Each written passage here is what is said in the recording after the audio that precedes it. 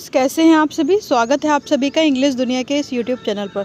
So friends, आज हम discuss करने जा रहे हैं आपके CSJM यूनिवर्सिटी से बीएड सेकेंड सेमेस्टर का पेडागोजी ऑफ इंग्लिश का कुछ टॉपिक है, जिसे हम कहते हैं मेथड्स ऑफ टीचिंग इंग्लिश।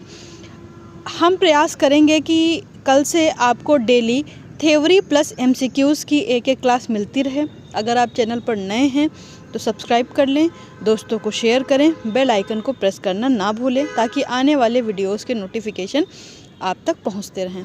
दोस्तों को ज़्यादा से ज़्यादा शेयर करें, क्योंकि उससे हमें और भी वीडियो बनाने की मोटिवेशन मिलती है, क्योंकि हम मेहनत करते हैं आपके लिए, और जब उस मेहनत के लिए उसका बेनिफिट हमें भी मिलता है, हम भी देखते हैं लोग बच्चे शेयर कर रहे हैं, तो हमें भी इंटरेस्ट बनता है कि हम और ज़्यादा से ज़्यादा आपको कंटेंट प्रोवाइड कराएं।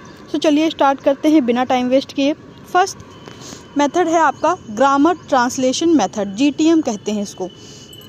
मतलब क्या होता है, English is taught through the mother tongue with the help of translation and grammar rules. इसमें जो इंग्लिश है वो आपको मदर टंग के माध्यम से ही पढ़ाई जाती है। मतलब आपको हिंदी का सेंटेंस दिया गया, राम घर जाता है, जैसे आप लोग यूपी बोर्ड में मोस्टली पढ़ते हो राम घर जाता है, तो कैसे पकड़ते हो उसको, उसका इंग्लिश में ट्रांसलेशन करते हो ना, ठीक है। तो वो जो ट्रांसलेशन मेथड होता है वो इसमें यूज़ होता है। मतलब कि इंग्लिश जो है वो मदर टंग के मदद से दूसरी भाषा में ट्रांसलेट करके उसके रूल्स के हिसाब से, जैसे आप पढ़ते हो प्रेजेंट, पास्ट, फ्यूचर, प्रेजेंट के present indefinite, present continuous, present perfect continuous, फिर उसका स्ट्रक्चर, उसका हेल्पिंग वर्ब, उसका मेन वर्ब, उसका ऑब्जेक्ट, ये सारी चीज़ें आप पढ़ते हो ना पूरे रूल्स के हिसाब से, उसके माध्यम से इसमें टारगेट लैंग्वेज सिखाई जाती है, ठीक है। तो इसके मेन फीचर्स क्या क्या होते हैं। एम्फेसिस ऑन ग्रामर रूल्स, तो इस पे ग्रामर के रूल्स पे ध्यान दिया जाता है। मतलब अगर आपके रूल्स परफेक्ट है तभी आप परफेक्ट सेंटेंस क्रिएट कर पाओगे। लेकिन अभी आगे देखते हैं, है ना। ट्रांसलेशन ऑफ सेंटेंस का ट्रांसलेशन किया जाता है, ट्रांसलेशन कर करके उसका इंग्लिश में या दूसरी टारगेट लैंग्वेज में अर्थ निकाला जाता है। Reading and writing skill develop, इसमें आपके पढ़ने की और लिखने की स्किल डेवलप होती है, क्योंकि आप ट्रांसलेट करते हो, लिखते हो, और ये इसमें एरर्स कम होती हैं, ठीक है, इसमें गलतियाँ कम होती हैं, क्योंकि हम रूल्स का ध्यान रखते हुए काम करते हैं।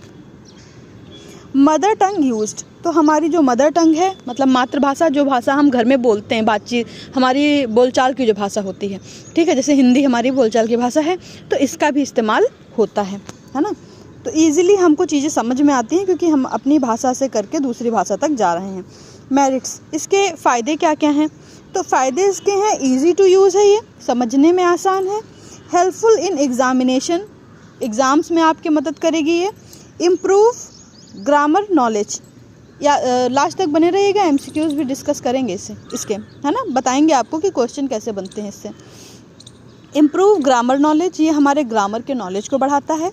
फिर इसके डीमेरिट्स की बात आ जाती है। डीमेरिट्स मतलब इसके क्या क्या दोष हैं, इसमें क्या क्या कमियां हैं, है ना, वो देखेंगे। नेगलेक्ट स्पीकिंग एंड लिसनिंग, इसमें सीधा क्या होता है, कॉपी पेन बेस्ड होता है। मतलब हम सीधा क्वेश्चन उठाते हैं जो हमारी मदर टंग में लिखा हुआ है, और उसको रूल्स के हिसाब से कॉपी में दूसरी भाषा में ट्रांसलेट कर देते हैं, लेकिन इसमें हम बोलते तो नहीं हैं उसको, तो इससे हमारी स्पीकिंग स्किल इम्प्रूव नहीं होती है ना। इससे हम परफेक्शन की ओर जाते हैं, हम जो सेंटेंस बनाएंगे वो परफेक्ट बनाएंगे, उसमें ग्रामेटिकल एरर्स नहीं होंगी, लेकिन हम इसका बोलने में इस्तेमाल नहीं करते हैं, ना ही तो हम इसको सुनते हैं। क्या होता है ना, जब हम कोई भाषा को, हमको कितनी भी अच्छी कमांड हो, कितना भी अच्छा ट्रांसलेशन कर लेते हों, लेकिन जब तक हैबिट नहीं बनती है बोलने की, तब तक हम उसको बोल नहीं पाते हैं। जब हम किसी के कन्वर्सेशन को उस भाषा में सुन रहे हैं और बोल रहे हैं, तो उससे हम जल्दी बोलना सीख जाते हैं। भले उसमें कुछ स्ट्रक्चरल एरर्स हों, लेकिन हम अब बड़े ही कॉन्फिडेंस के साथ बोल जाते हैं, ऐसा लगता है कि जैसे हमने सब कुछ सही ही बोला है। और स्पीकिंग में वो सारी चीज़ें, सेंटेंस और स्ट्रक्चर, उसका इग्नोर भी कर दिया जाता है ना। मेक्स लर्निंग बोरिंग, इससे लर्निंग क्या हो जाती है, बोरिंग हो जाती है, वही रट्टा मार लर्निंग होती है और बोरिंग हो जाती है। अगला मेथड है हमारा डायरेक्ट मेथड, इसको हम समझते हैं डायरेक्ट मेथड ऑफ टीचिंग। तो इसका अगर हम समझें तो English is taught direct in English without using the mother tongue, इसमें डायरेक्ट भाषा सिखाई जाती है बिना मदर टंग का यूज़ करे, ठीक है, इसमें मातृभाषा का यूज़ नहीं होता, ये चीज़ याद रखिएगा। इसी से रिलेटेड MCQs आपके बनते हैं। इसमें मातृभाषा का, मदर टंग का कोई भी यूज नहीं होता है। मेन फीचर की अगर हम इसकी बात करें तो नो ट्रांसलेशन, इसमें ट्रांसलेशन नहीं होता है। Focus on speaking and listening, हम क्या करते हैं, सुनते हैं और सुन करके बोलते हैं। ठीक है, किसी ने हमसे सेंटेंस बोला, हमने उसको सुना और उसको उसी भाषा में बोलने का प्रयास किया। लोगों की बातें, कन्वर्सेशन हम अपनी भाषा को जो सीखना चाह रहे हैं, टारगेट लैंग्वेज, उसमें हम सुन रहे हैं और उस भाषा को हम बोल रहे हैं। इसमें मदर टंग का कोई यूज़ नहीं होता है। नेक्स्ट इसमें है focus on speaking and listening, नहीं ये तो हो गया ना। हाँ, vocabulary taught through objects and action, vocab भी अगर सिखानी है तो ऐसा नहीं होगा कि हमने रन पढ़ा, रन मतलब दौड़ना होता है, ऐसा नहीं होता है। डायरेक्टली रन क्या होता है, मतलब हम एक्शन के थ्रू ही एक सेंटेंस बना देते हैं कि वो दौड़ रहा है ना, तो उसको टारगेट लैंग्वेज में ही, जैसे कि ही रन्स वेरी फास्ट, ऐसे कर दिया, तो उसका सीधा कि सीधा ही हम सेकेंड लैंग्वेज जो हमारी होती है, टारगेट लैंग्वेज जो हमको अचीव करनी है, उसी में हम उसका सेंटेंस बना देते हैं, ना कि मदर टंग का यूज़ करते हैं। ओके, इसकी मेरिट्स इम्प्रूव फ्लुएंसी, इसमें हमारी फ्लुएंसी बढ़िया हो जाती है ना। नेचुरल लर्निंग हो जाती है, नेचुरली हम चीज़ों को कुछ ही दिनों में सुन करके बोल करके सीख जाते हैं और हमारा कॉन्फिडेंस डेवलप होता है। हमको बोलने में हेजिटेशन नहीं लगती है, भले ही हमारा सेंटेंस गलत हो, स्ट्रक्चर गलत हो, लेकिन हमारी हेजिटेशन दूर हो जाती है। तो इसके डीमेरिट्स देख लेते हैं। डीमेरिट्स इसकी क्या हैं? डिफ़िकल्टी फॉर बिगिनर्स, ये जो मेथड होता है, इसमें हम क्या करते हैं, टारगेट लैंग्वेज का ही यूज़ करते हैं।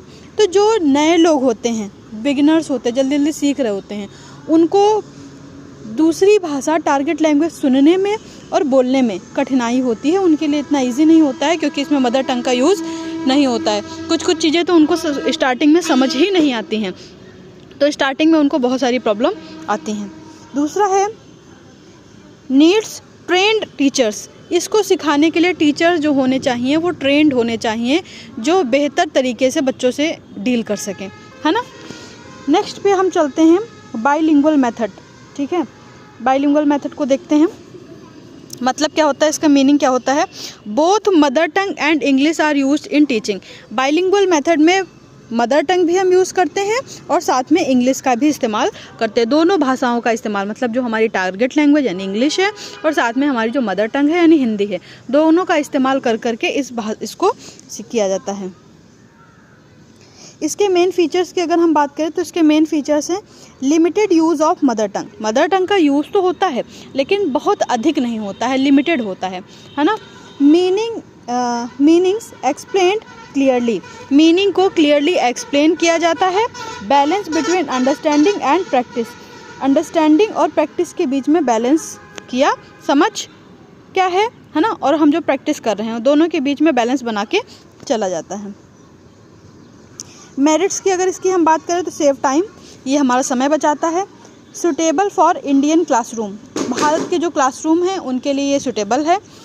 इसके डीमेरिट्स की बात करें तो over use of mother tongue possible, इसमें मदर टंग का ओवर यूज़ हो सकता है, पता नहीं चलेगा, और क्योंकि लिमिटेड यूज़ करना है और हमें पता नहीं चलता और हम इसमें ओवर यूज़ कर लेते हैं मदर टंग का, तो ये इसकी डीमेरिट्स भी हो सकती है ना।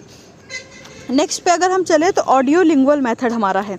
ऑडियो लिंगुअल मेथड मतलब क्या होता है? Language is learn through listening and speaking with repetition and drills, मतलब बार बार शब्दों को बोला जा रहा है, रिपीटिशन किया जा रहा है और हम उसको सुन रहे हैं और सुन करके बोल रहे हैं। ड्रिल प्रैक्टिस की बात इसमें की जाती है ना। फोर्सफुली बार बार चीज़ों को रिपीट करके सुन रहे हैं, रिपीट करके सुन रहे हैं और एक समय बाद वो हमारे बोलने में हमारे लिए ईजी हो जाती है। तो ये सुनना और सुन करके बोलना, ठीक है, audio lingual method.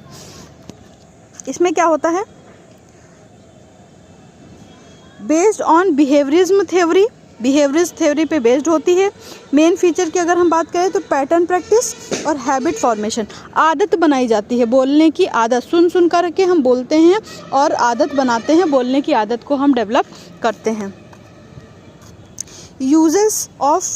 Use of language labs का इस्तेमाल किया जाता है। मेरिट्स की अगर हम बात करें तो good pronunciation, improve fluency, pronunciation हमारा बेहतर होता है और हमारी बातचीत में फ्लुएंसी आती है। डीमेरिट्स की अगर हम बात करें तो मैकेनिकल लर्निंग होती है इसमें, और लेस क्रिएटिविटी होती है। इसमें क्रिएटिविटी कम ही होती है, ज़्यादा नहीं होती है ना। नेक्स्ट पे चले अगर हम, तो अगला हमारा है structural method, structural approach. Meaning English is taught through structures, sentence pattern in graded manner. मतलब कि स्ट्रक्चर के माध्यम से हम पूरा सेंटेंस देखते हैं, और सेंटेंस देखने के बाद उस सेंटेंस के हिसाब से हम चीज़ों को सीखते हैं। मेन फीचर की अगर हम बात करें तो इसके मेन फीचर क्या है? From simple to complex structure simple से कॉम्प्लेक्स भी हो सकते हैं, है ना। ओरल प्रैक्टिस बिफोर राइटिंग, लिखने से पहले हम उसको ओरली प्रैक्टिस करते हैं। सिचुएशनल टीचिंग भी इसमें होती है, सिचुएशन के हिसाब से टीचिंग की जाती है। मेरिट्स की अगर बात करें तो स्ट्रॉन्ग फाउंडेशन होता है, इससे फाउंडेशन हमारी बुनियादी जो ढांचा होता है वो मजबूत होता है। यूज़फुल फॉर बिगिनर्स, और जो शुरुआती लोग सीख रहे होते हैं उनके लिए भी ये यूज़फुल होती है, हेल्पफुल होती है। डीमेरिट्स की अगर हम बात करें तो लिमिटेड कम्युनिकेशन, इसमें कम्युनिकेशन बहुत लिमिटेड होता है, अधिक नहीं होता है। अगला हमारा है communicative language teaching, CLT, communicative language teaching. जैसा कि नाम से पता चल रहा है, कम्युनिकेशन के माध्यम से भाषा को सीखना। Focus on real life communication rather than rules पे नहीं, रियल लाइफ में ग्रुप्स फॉर्म कर दिए गए, ग्रुप में बच्चे आपस में कम्युनिकेशन करके टारगेट लैंग्वेज में बातचीत कर रहे हैं और टारगेट लैंग्वेज को सीख रहे हैं और एक दूसरे की कमियों को दूर करने की कोशिश कर रहे हैं। तो इस तरीके से फीडबैक दे करके कम्युनिकेशन करवा के उनको ये भाषा सिखाई जाती है। इसमें मेन फीचर क्या है? Pair work and group work. जैसे कि बताया कि ग्रुप टीचिंग होती है, ग्रुप में बच्चों को पेयर्स में, ग्रुप्स में बिठाया जाता है, वो आपस में कन्वर्सेशन करते हैं, और जो गाइड का काम करता है वो उनको देखता है, उनकी कमियों को समझता है, बाद में उनको फीडबैक देता है, और इस तरीके से इम्प्रूवमेंट के माध्यम से वो बच्चे सीख जाते हैं। रोल प्ले एंड डिस्कशंस, इसमें रोल प्ले होता है, मतलब कि दो लोगों को डिफरेंट रोल्स दे दिए गए हैं, वो आपस में उस रोल के हिसाब से कम्युनिकेशन कर रहे हैं, डिस्कशन कर रहे हैं। टीचर एज फैसिलिटेटर, टीचर इसमें सिर्फ सुविधा प्रदाता होता है, मतलब टीचर डायरेक्टली नहीं पढ़ाता है, सिर्फ और सिर्फ ऑब्जर्व करता है और बाद में फीडबैक देता है, एक फैसिलिटेटर का काम करता है। ठीक है, जैसे कि हमारी NEP कहती है कि ग्रुप वर्क होना चाहिए और टीचर फैसिलिटेटर का काम करना चाहिए, सेम वो चीज़ इसमें NEP के हिसाब से इस्तेमाल होती है। मेरिट्स की अगर बात करें तो डेवलप्स कम्युनिकेटिव कंपिटेंस, इससे बच्चों के अंदर कम्युनिकेटिव कंपिटेंस आता है। स्टूडेंट सेंटर्ड होती है ये, ठीक है, स्टूडेंट के लिए हेल्पफुल होती है। हमारी जैसे NEP कहती है ना कि टीचिंग कैसी होनी चाहिए, लर्नर सेंटर्ड होनी चाहिए, ना कि टीचर सेंटर्ड। तो सेम वही उस पैटर्न पे ये बेस्ड है। डीमेरिट्स भी इसकी कुछ हो सकती हैं, जैसे कि ग्रामर एक्यूरेसी में सफ़र, हम हो सकता है स्पेलिंग मिस्टेक कर दे, क्योंकि इसमें लिखने का तो कोई रोल नहीं है, तो स्पेलिंग्स मजबूत नहीं होंगी हमारी, है ना। तो ये सारी प्रॉब्लम्स इसमें आ जाती हैं। लिखने की प्रैक्टिस उतनी अच्छी नहीं हो पाती है, सिर्फ और सिर्फ कम्युनिकेटिव रूप से हम बोलना सीखते हैं। फिर आता है सिचुएशनल मेथड। सिचुएशनल मेथड में क्या होता है? Language is taught through real और imaginary situation.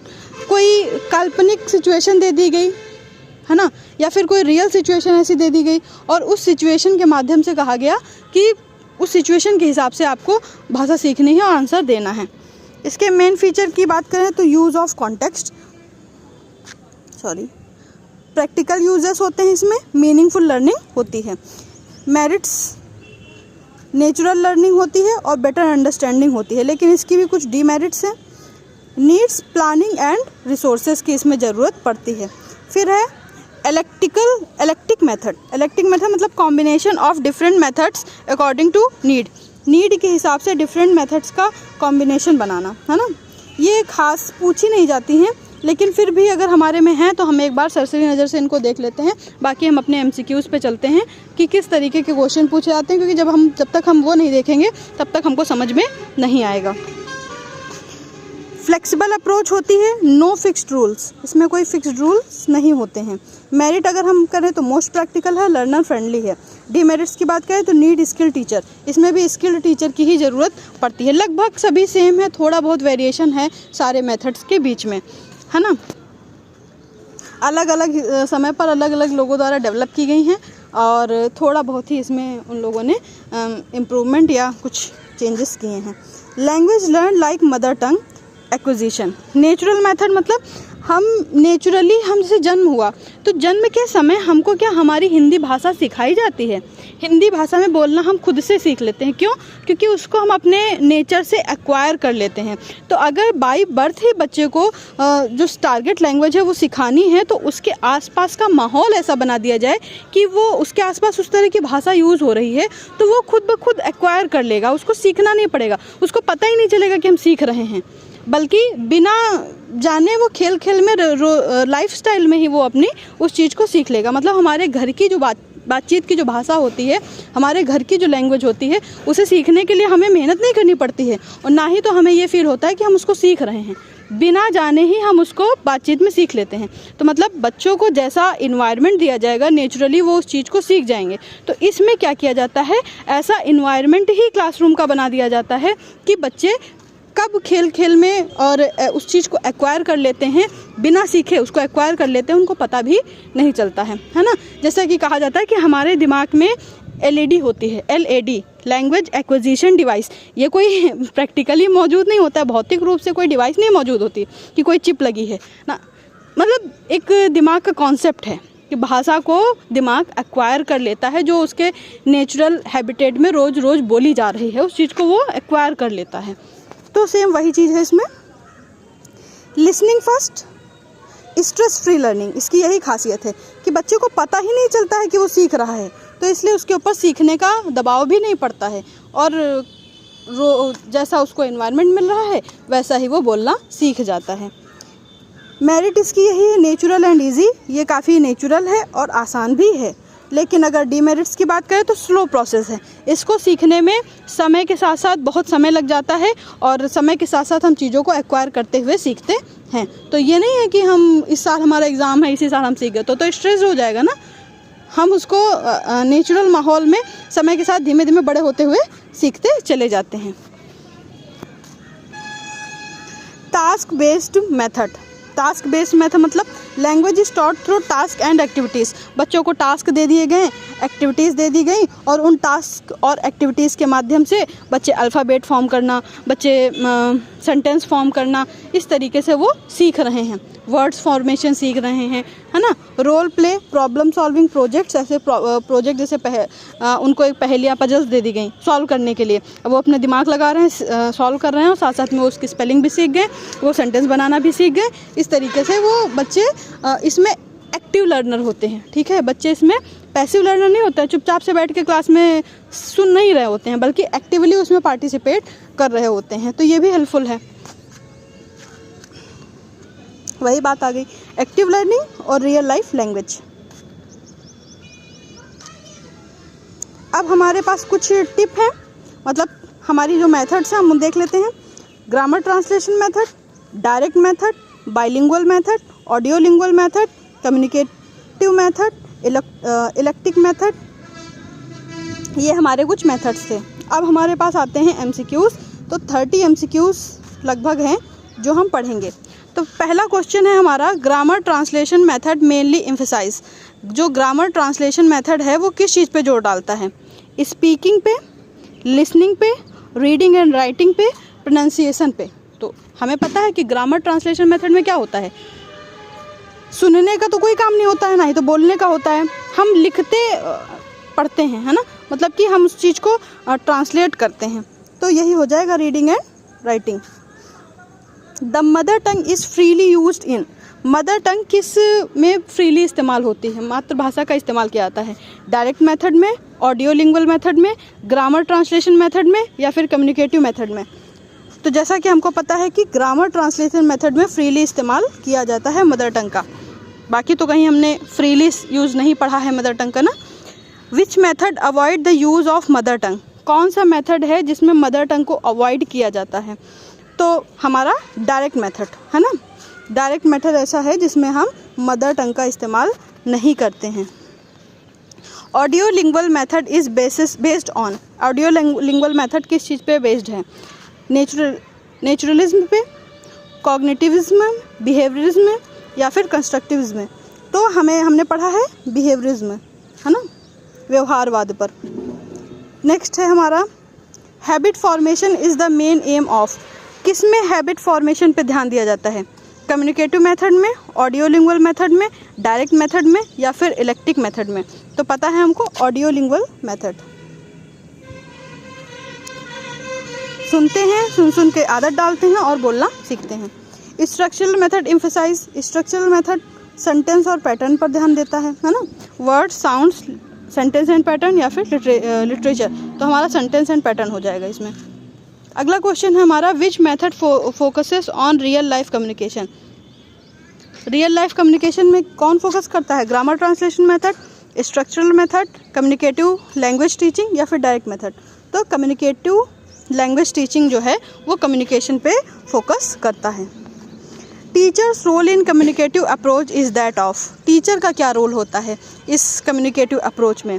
Controlled, dictator, facilitator या फिर एग्जामिनर? तो टीचर फैसिलिटेटर का काम करता है, सुविधा प्रदाता होता है, ना कि बच्चों को कंट्रोल करता है ना। Which method uses both English and mother tongue, दोनों ही भाषाएं किस में यूज़ होती हैं? इंग्लिश भी और मदर टंग भी। डायरेक्ट मेथड में, बाइलिंगुअल मेथड में? तो बाइलिंगुअल मेथड हो जाएगा, है ही, नाम ही है बाइलिंगुअल, दोनों ही भाषाओं का इस्तेमाल, है ना। The direct method gives importance to translation, grammar rules, oral work या फिर क्या हो जाएगा? Writing work. तो हमारा आंसर हो जाएगा ओरल वर्क। अगला है drill and repetition are important techniques of, drill और रिपीटिशन का आपने किस में सुना था बताइए? तो ऑडियोलिंगुअल मेथड में, है ना।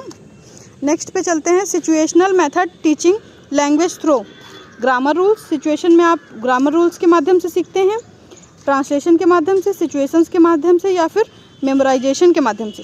तो नाम ही है सिचुएशनल, सिचुएशंस के माध्यम से हम सीखते हैं। विच method is most suitable for Indian classrooms, इसमें से कौन सा मेथड है जो इंडियन क्लासरूम के हिसाब से सुटेबल है? तो डायरेक्ट मेथड हमारा हो गया, नेचुरल मेथड हो गया, बाइलिंगुअल मेथड हो गया या फिर ऑडियोलिंगुअल मेथड हो गया। तो इंडियन क्लासरूम में कौन सा सुटेबल है, जल्दी से बताइए? तो आपका बाइलिंगुअल मेथड जो है वो इंडियन क्लासरूम के हिसाब से मोस्ट सुटेबल है।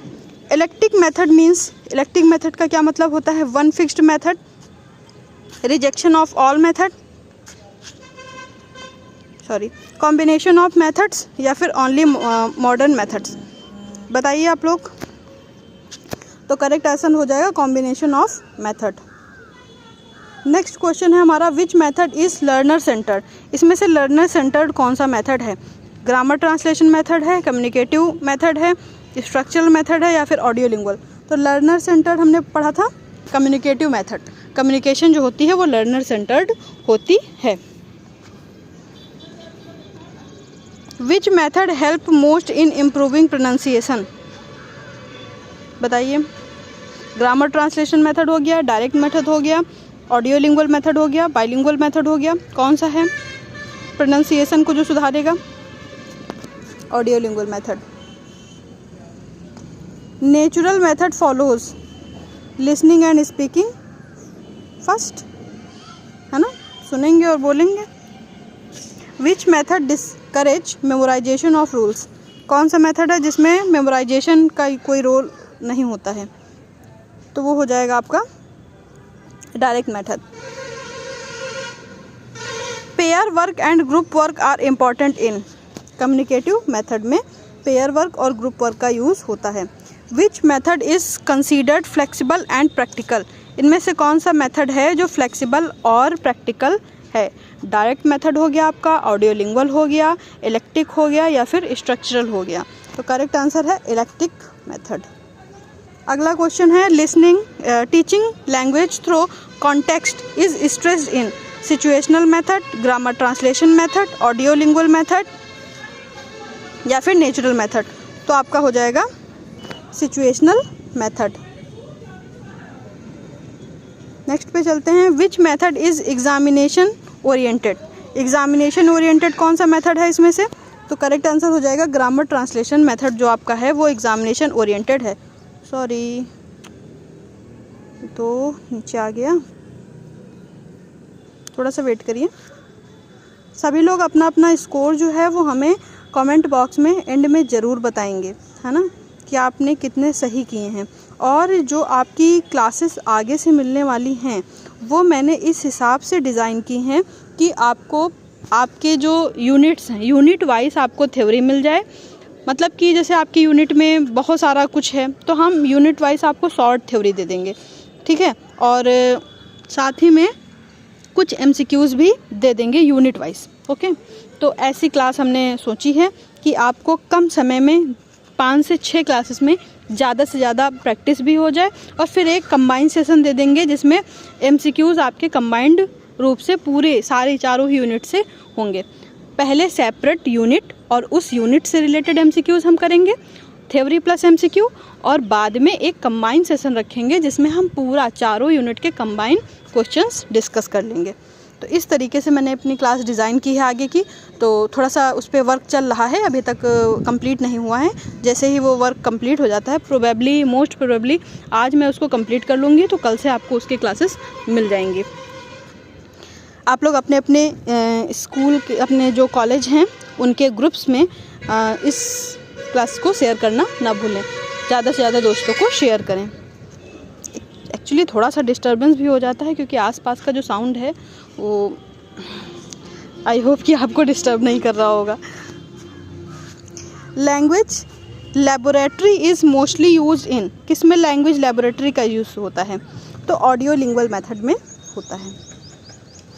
अगला क्वेश्चन है हमारा, which method emphasize accuracy more than fluency? तो किस में होता है? ग्रामर ट्रांसलेशन मेथड में होता है।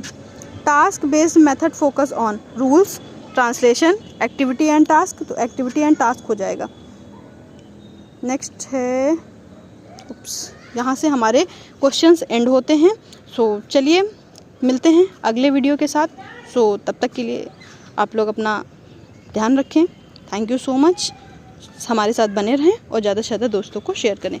सो टेक केयर, बाय बाय।